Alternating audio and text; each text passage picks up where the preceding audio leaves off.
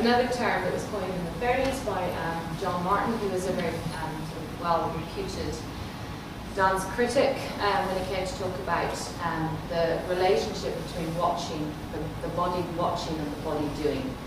And he described this term of being moved, or metakinesis. So what is this physical transfer between bodies? What is it that emanates from the skin or the surface of the threshold of one body? Shuji Sobosle, who talked the other day, she actually talked about the space between myself and Marnie, the space between myself and you, being actively filled by other bodies. So there was this nice sense of a sort of porous transfer in this animated space.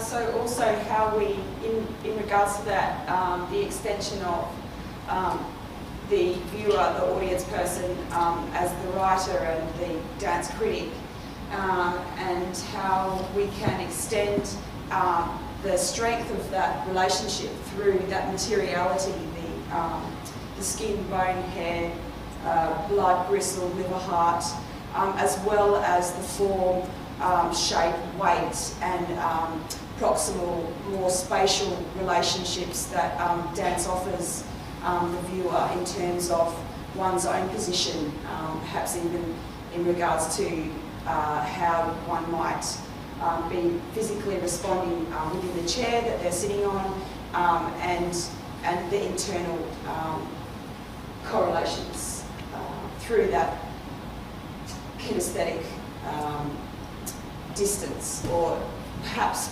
bringing that distance to a shorter or more proximal relationship, if that makes sense. I'm just going to throw in a quote by Nigel Stewart, and he's talking about the kind of exactly this process. So how do we absorb the image kinesthetically? And he describes that we cannot consider the dancer's body as if it's stuck in a static temporality, an externally related series of discrete movements like photographic images or of psychic states and actions. On the contrary, we will want to consider the dance image in terms of the dynamic temporality of the moving body. I think it's quite a nice way to start to actually engage not only through the spatial relation, but what is that temporality and how are we actually kind of working with some kind of resonant, moving, mobile, actioning quality when we actually watch dance.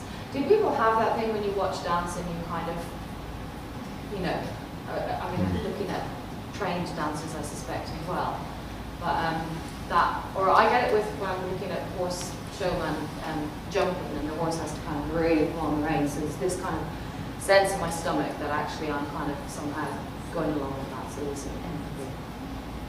Anyone else got that? Yeah. Anyone get it through dance training where you have to absorb? Yeah. Come on, give me some stories.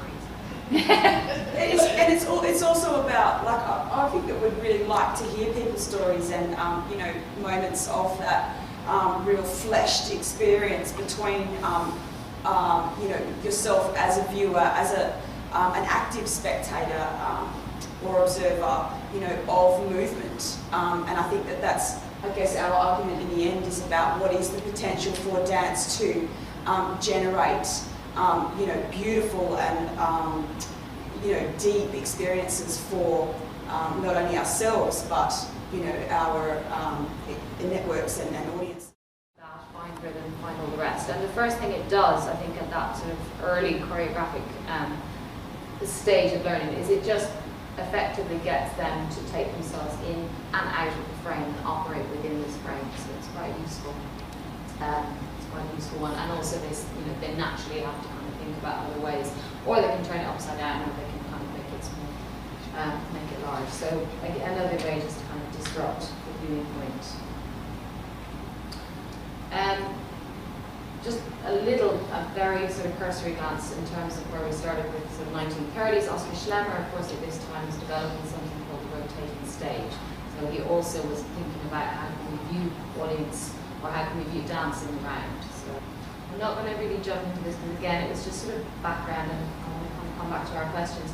But in terms of the relationship with dance and painting, up until really this sort of pre-expressionist form, there was a very slippery treatment of the moving body. So how do we capture bodies in motion? How do we actually capture this fluent sense And Degas, who of course was Toulouse-Lautrec's master, captured dance, but it was always dancers in preparation for flight, in preparation for movement, waiting at the sides of the stage. So anatomically, it was all reading this very sort of faithful on paper, but you don't really see his dancers as if they were moving in motion. Just as a carry-on, slightly separate, but Bodyweather founder Mabuto Dancer Tanaka says that the relation between the audience and the dancer is that we exchange the premonition that my dance may be found in you too.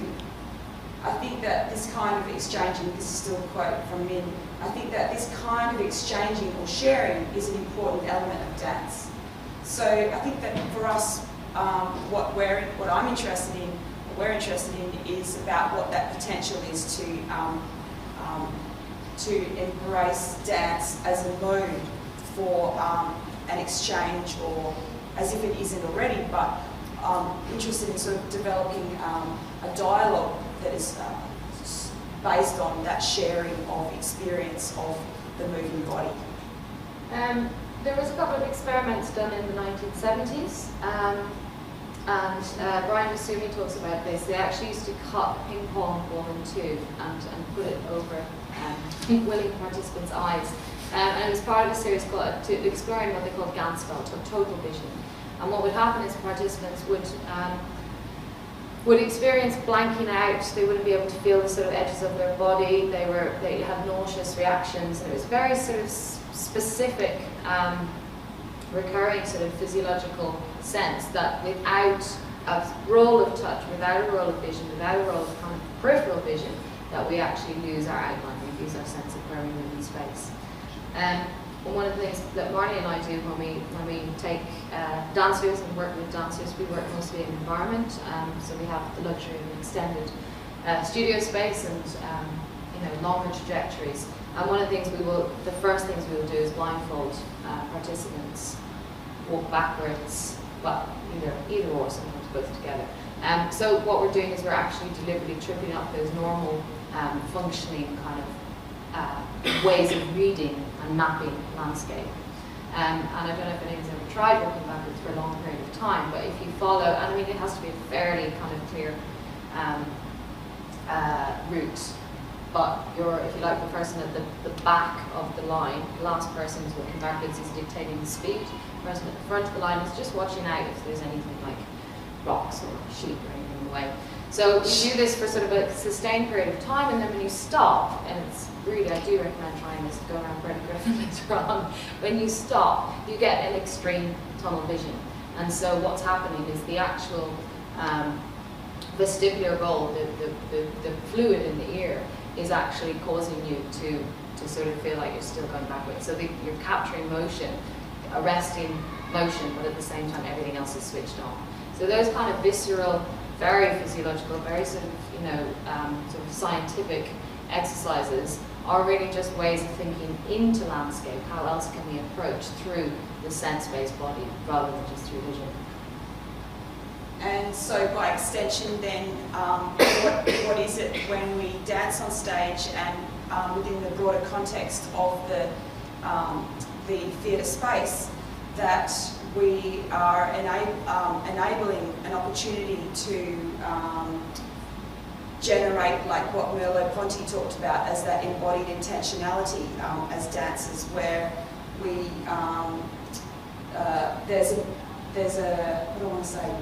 there's an implication of sharing that embodied space just by being in the space together.